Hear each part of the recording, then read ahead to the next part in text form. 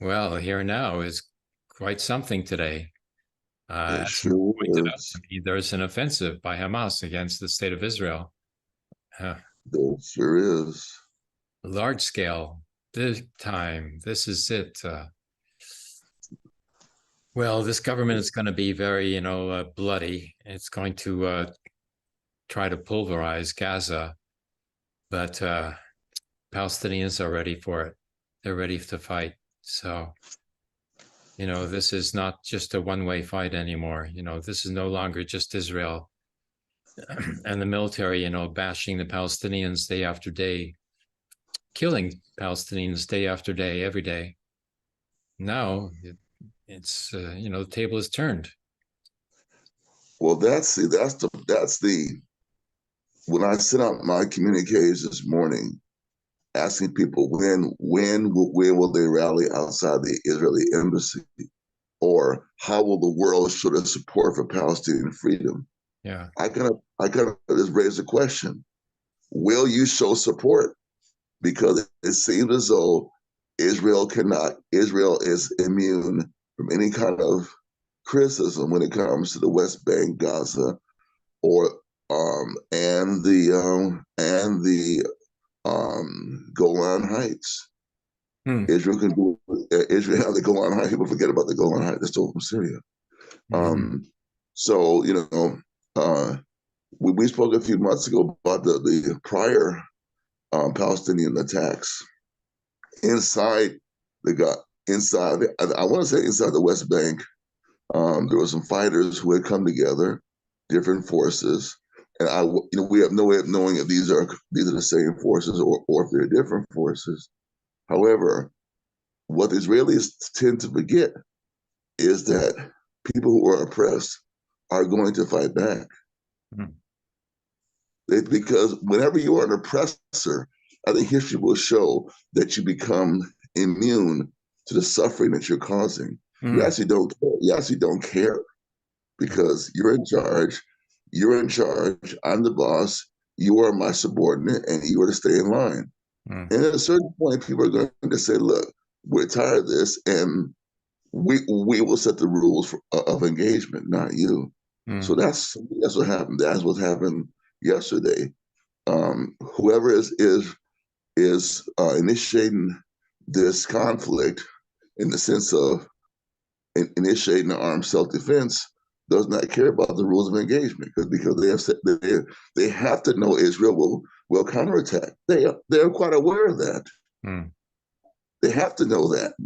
So what will Israel do and have the fighters taking that into account? Mm-hmm. Because Israel can do what it wants to do, but does your enemy have they already taken that into account? I mean, that could be traps. Yeah. And also as a state, what will it show the world what kind of state it is? This is interesting because they were clearly caught off guard. Oh, They were yeah. clearly caught off guard. They had no way. I mean, they were clearly caught off guard. As, Completely. Yeah. as I understand it, there's a prison somewhere either in Gaza or out somewhere nearby that if it wasn't liberated was attacked. They didn't expect to be attacked. No, they did not. Mm-hmm. No. So they were caught off guard. Mm-hmm. And when every caught off guard, it's just like the Tet Offensive during the Vietnam War. U.S. didn't know what to do. Mm-hmm. They were coming from everywhere. They didn't know what to do. I mean, eventually, it passed, and the United States lost the war. The United States did lose the war. Let's be clear about that. The United States did not win in Vietnam. Mm-hmm. But I think this time, Israel, the CIA, Britain, maybe France. What should we do? It's going to be wow. They they got us. Oh no. Yeah. Yeah. And I just want to let people know any way we can support the Palestinian cause. We should support the Palestinian cause. We Yeah. should. Yeah. And people, if it was not a good time, well, when is a good time? this is yeah. Tomorrow we have a demonstration here in Montreal, and I expect it's going to be big. But this is such a surprise, for Israel. They had no idea, in spite of all their intelligence services, in spite of all their network of informers, didn't work. Yes, yes, and that means the network of informers did not get into this group. Yeah, no, yeah. So the Palestinian society is so well organized now. They know who the informers are, and they know Yes, how to isolate them. So yes, so yes, yes, they have evaded, Israel state control. Yeah, for sure. yes, Yeah, yeah, yes, and I think that's important to let the Palestinians know. Job well done on that one, because yeah, many times, Israel sends its spies in. They have a network of spies and collaborators yeah, who are looking to destroy the Palestinian cause. yeah, And however they were able to avoid detection, they did a good job on that one. yeah, yeah. And the strategy of taking prisoners of soldiers and civilians, I suppose, nearby, Gaza. That's quite an effective strategy as well. Yeah, I mean, the simpler thing would have been, to eliminate, as many people as they could, but that's not, their strategy. That's not, what the message that they're trying to create. They're taking prisoners in order to negotiate. Now, Israel is not going to negotiate. This Israeli government is incapable of negotiating. Its whole reason for existence is not to negotiate with the Palestinians. So they're not going to, they're going to use, their air power to bash the Palestinians again. But, it's not going to work. The Palestinians are so united, so into it, that they know that they have to fight in order to protect themselves, because it's either, like a slow war inflicted, from one side, against the Palestinians only, or it's, an open war, between both sides at the same time, which Israel cannot cope with, because they cannot explain, why they're at war with the Palestinians, when in fact the Palestinians are willing to negotiate. So the government cannot explain, why a war is necessary, first of all. Second of all, this Israeli government, what did they have to say about the welcoming of a Nazi into the Canadian House of Commons Parliament here in Canada? Yes, yes, Nothing, nothing, no statement from Israel whatsoever, So, unbelievable. yeah. So what kind of government Or is this? Like, is this the government, that claims, to be defending the Jewish people? Yeah, they can claim that. But that's just the words, when it actually comes down to it, like they don't defend the Jewish people. All they're defending, is the military of Israel. That's it. That's all.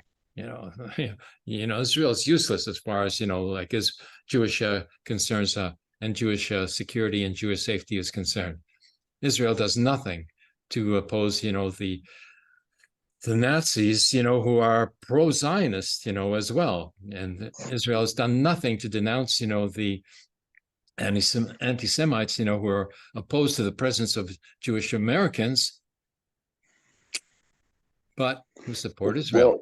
well, So what's the Abraham, story behind this? Which is it? Like Israel or the Jewish people? Like you can choose, and Israel has chosen Israel only. And they couldn't care less about the Jewish people. And that's demonstrated, by the fact that they can't even come out with a statement against the honoring of a Nazi here in Canada. Even the Canadian government has not been able to come out with a real apology. This is, very scandalous. Now, what's going to happen here in the Jewish community? may I speak to that? May I speak to that issue just raised? Yes.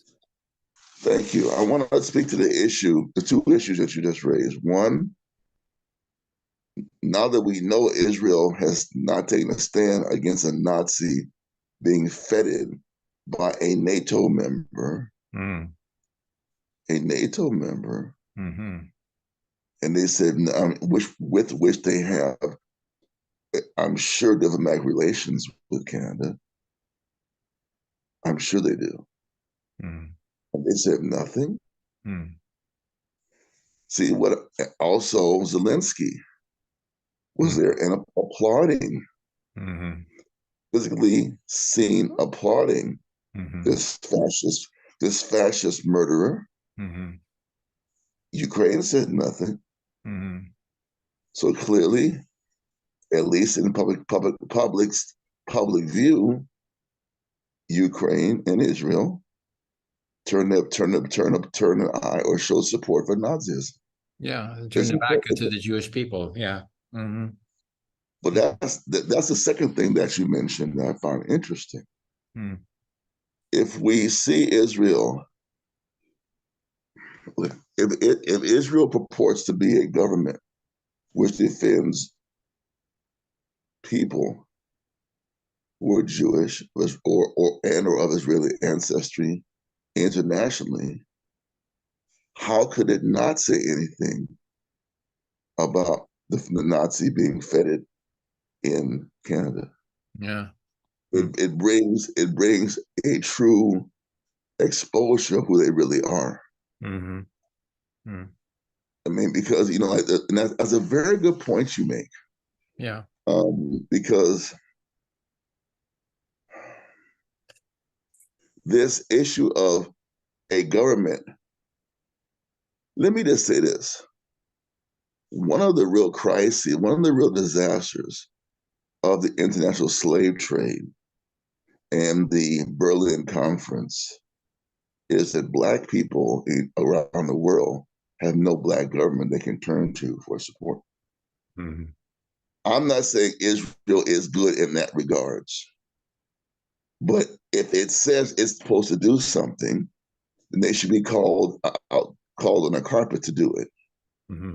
And the situation in Montreal, in Ottawa, was so egregious, was so scandalous. For Israel to say nothing requires the Jewish people and the people of Israeli citizenship around the world to condemn it in no uncertain terms. And to me, like I said about the Canadians, should call for its ouster. They should be ousted. Yeah. Some things you just can't do. You can't let certain things slide. No, you cannot. And when certain offenses are made against your people internationally, you can't let it slide. You'll say, no, we're opposed to this. This is an outrage. Even if you just say that and do nothing else, you've done something. You have the weight of the government behind you.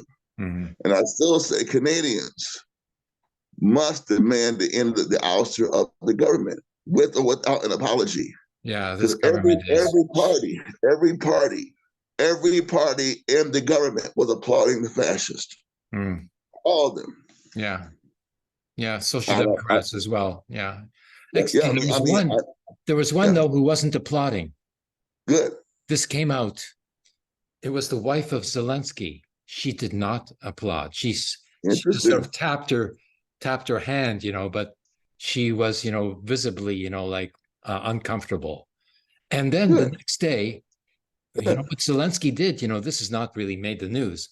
Zelensky made a declaration in the Ukrainian parliament upholding and making the founder of the Organization of Ukrainian Nationalists, OUN, which, to which, Bandera, the Nazi, was a member of and an operative of, but the founder was feted as a national hero of the Ukraine.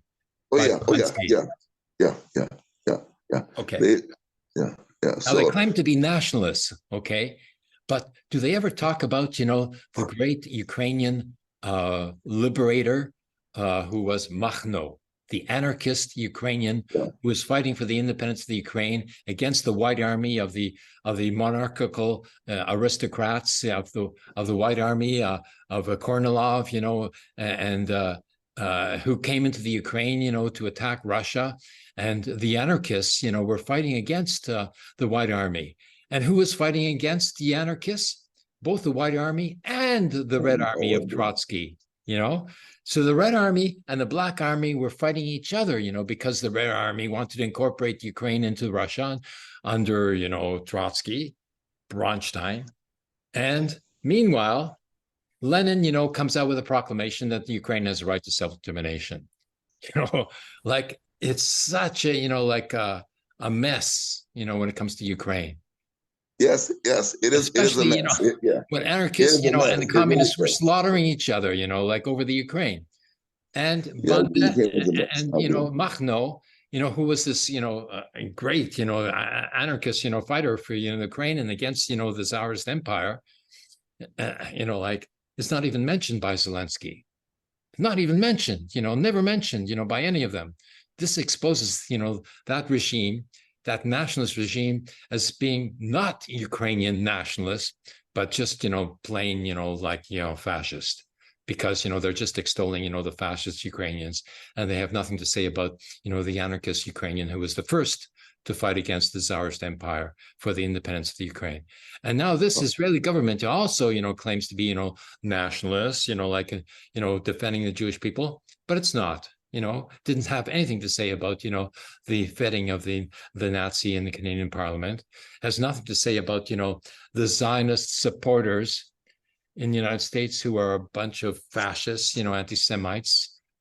And, like, what's the use of Israel then, if it claims to be there existing, Well, to defend Jewish people, and that the Jewish people should be supporting it because it's defending the Jewish people? Where is that coming from? That's just words. It's not real. It is unreal.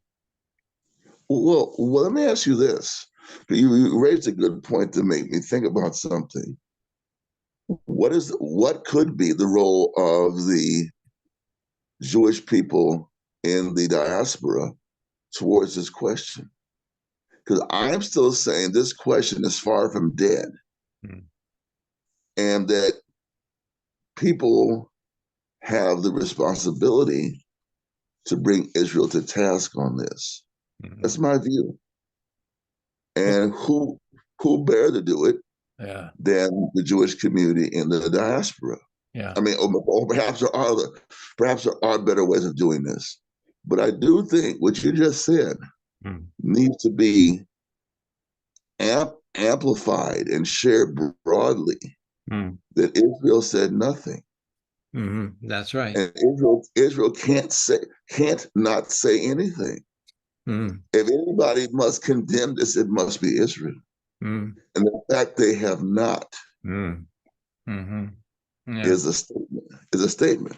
Yeah. And also, just like the Jewish community said, it doesn't want to let you in as a second generation Holocaust survivor, even though the organizations have to be questioned. Yeah.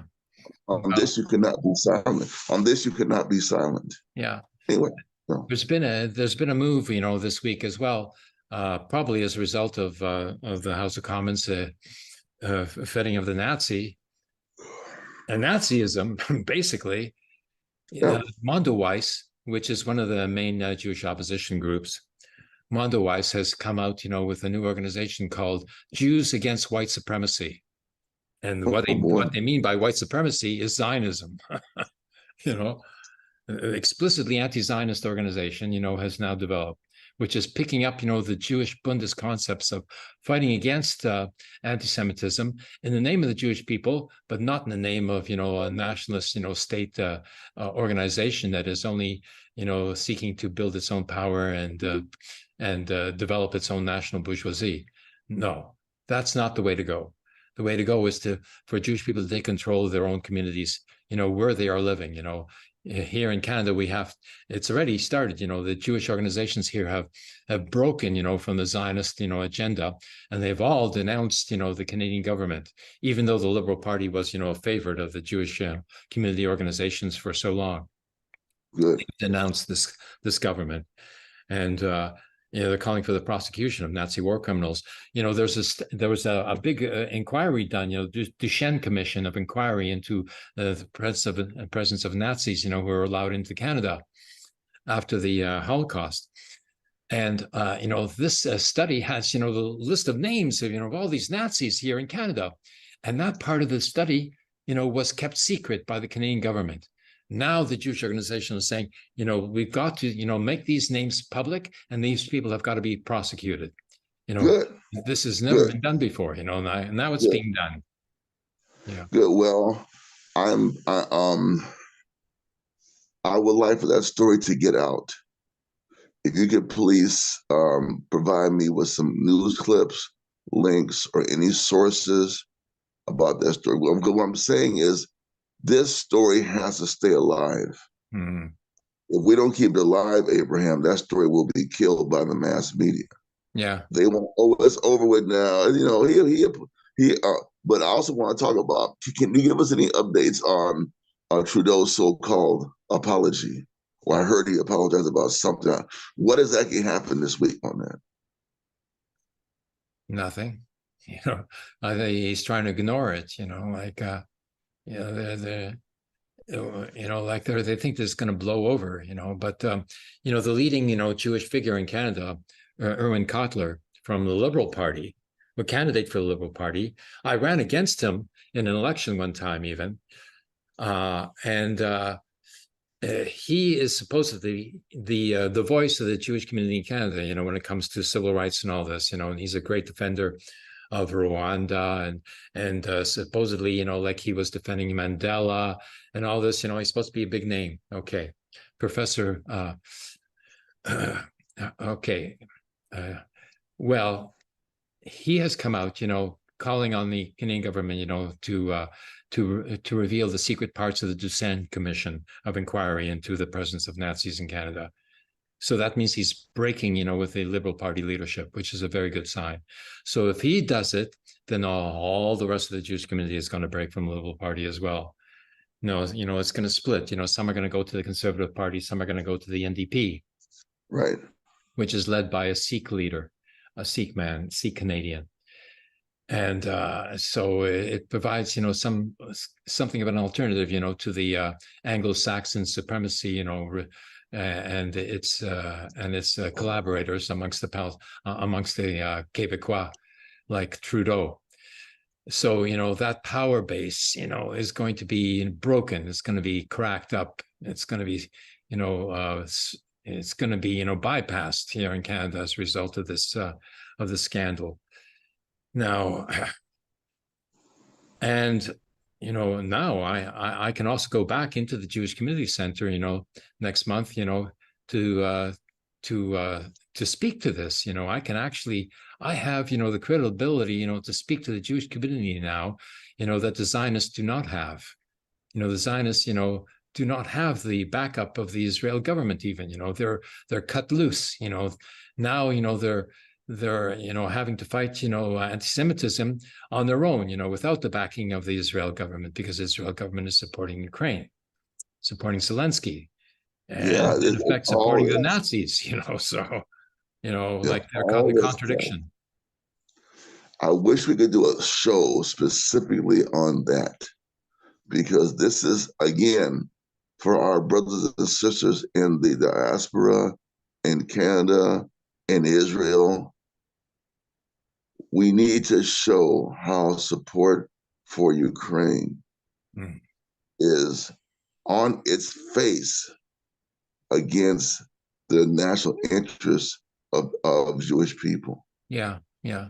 So now we can defend the Jewish people as a nation, but not Israel nation, not the Israel state, you know. So now we see there's a fundamental division between, you know, the Israeli, you know, a nation state and the Jewish people as a nation. Two different things. Yeah, I really do think that is a idea we need to deepen our discussion on. Yeah. And the reason why I say that is if we can deepen that discussion and create some avant-garde breaking ground discussions, conversations about that, we'll be serving historically the greater needs of this broad Jewish nation that you're talking about. Yes. And because Israel is a fraud. Yeah. Yeah. The people who live in Israel are not fraudsters per se, but Israel is a fraud. Yeah. And this recent example and what you're talking about can show the fraudulent nature of what it claims to be. Yeah. And what it actually is doing. Yeah. That's always the sign of a hypocrite. Do you march? Do you talk? Do you walk the walk that you talk? Yeah. Yeah. So, you know, this division is going to crack open, you know, the relationship, you know, with the Palestinians as well, because Israel has refused to negotiate. So now that the Palestinians are retaliating, and the Jewish people know that Israel government is not going to be speaking for them, the Jewish people are going to say, well, like Israel, get down to it, negotiate with Palestinians, because obviously you, are not solving the problem, not even by military means. Israel is incapable militarily of stopping the Palestinians from resistance. Okay, so that's exposed. Israel's military might is exposed now.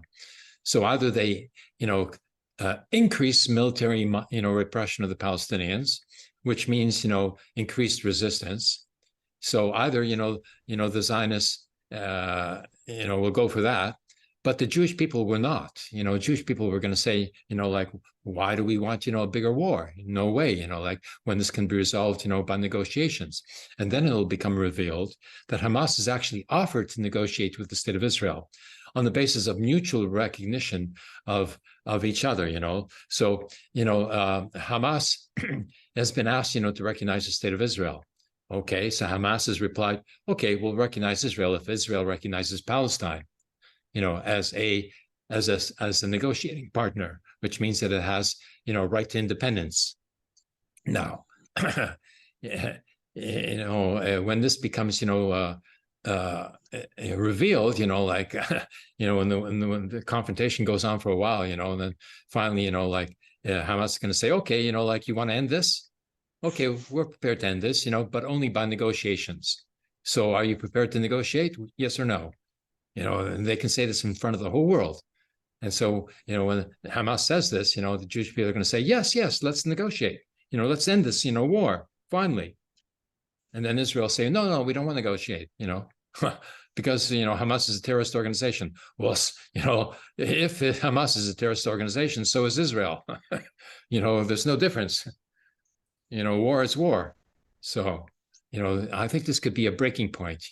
And beginning, with the Nazigate, in Ottawa, Canada. Nazi, good name for it, Nazigate. It's a very good name for it, Nazigate. Yeah. Yes. Yeah. Incredible. Yeah. Well, I think what you just had another brilliant idea there to use the current offensive by Hamas and the Palestinians against Israel, use it diplomatically and politically. Yeah. Because what you're saying is these military exchanges are due to the political oppression and economic oppression. Huh. So why can't the international community support the right of self-determination of the Palestine and demand negotiations? Yeah. Because when Israel takes the position of Ukraine, and Ukraine will not negotiate with Russia, and Israel will not negotiate with Palestinians, yeah. then you are equating Israel with Ukraine, and also the United States, as Israel backers, because a peace framework could be created. This is good. Yeah. A framework for peace that could be monitored.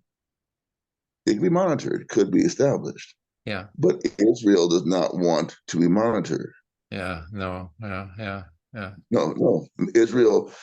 But if the international Jewish community, the Israeli community internationally applies its soft power and its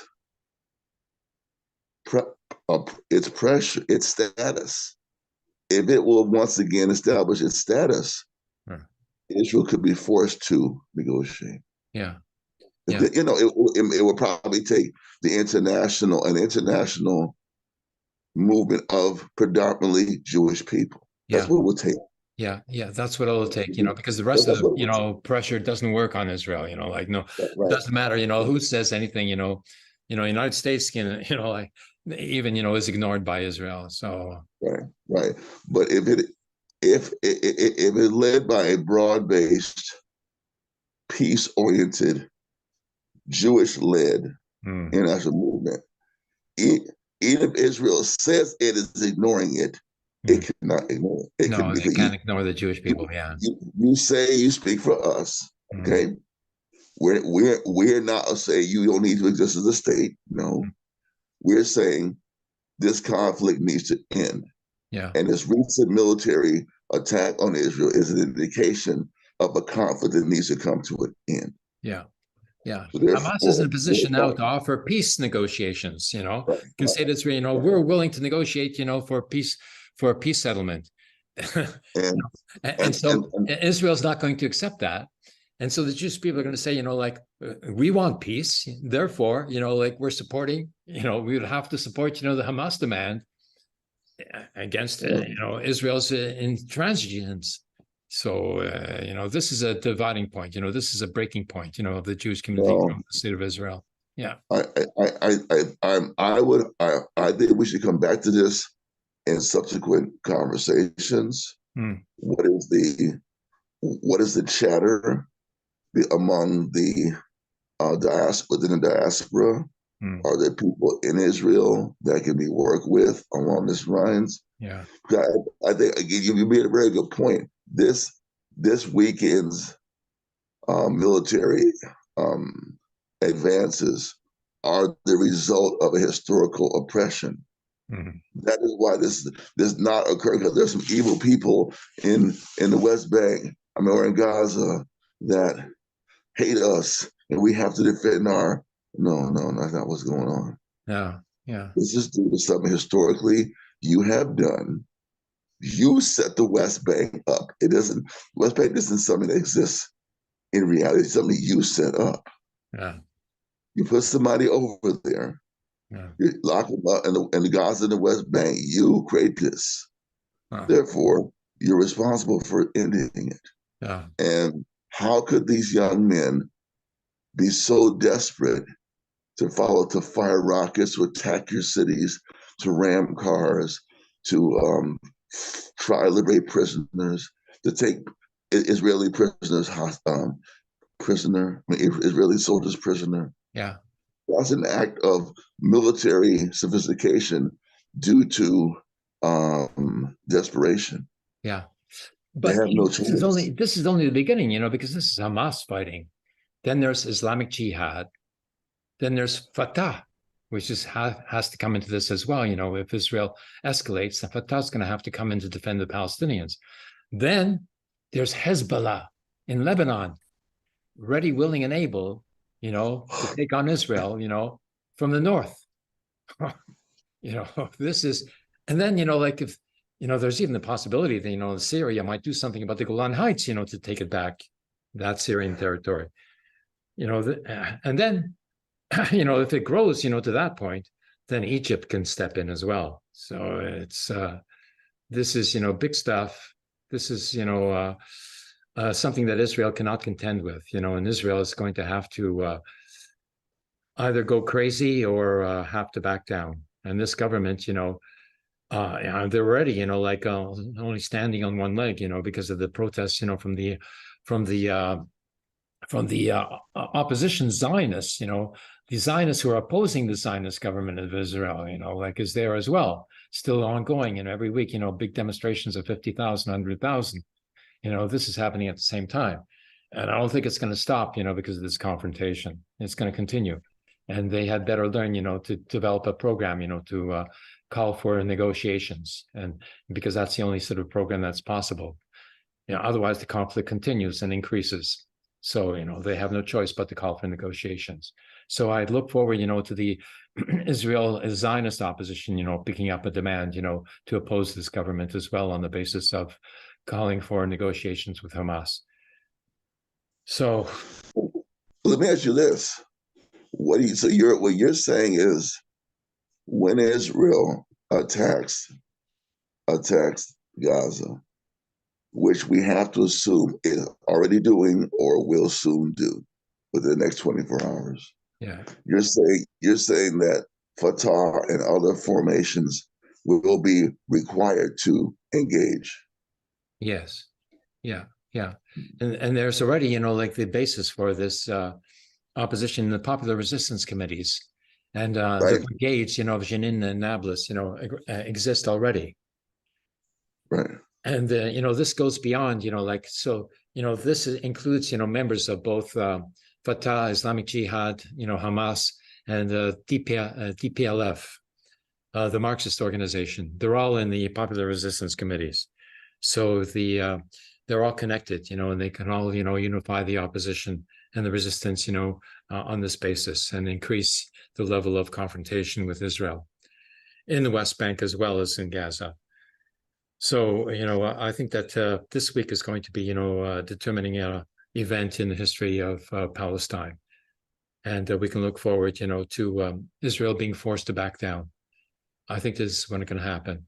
And, like Israel and the United States were, trying to negotiate, normalization with Saudi Arabia.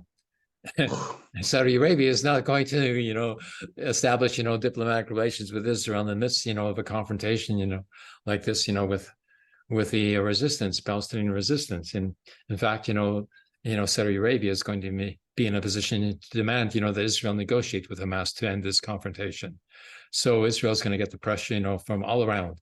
So if, Saudi Arabia demands, Israel negotiate, the United States is going to have to as well. Otherwise, they will break their relations with Saudi Arabia more so than it has already been done. Economically, Saudi Arabia has broken from the United States. Now it's a question of political break from Israel and the United States, as a result of this confrontation here. So we don't have much time left, but I think you're right on, to judge this as a determining event in the history, of Palestine. This is the point at which, there's going to be a break from the Israel by the United States, by Saudi Arabia, and by the Jewish community as well. Well, I appreciate talking to you, Abraham, and I hope that next week or our next show, we continue this conversation and bring some updates and further analysis. Yeah. Thank you. Yeah, this is a determining factor. Great. Right.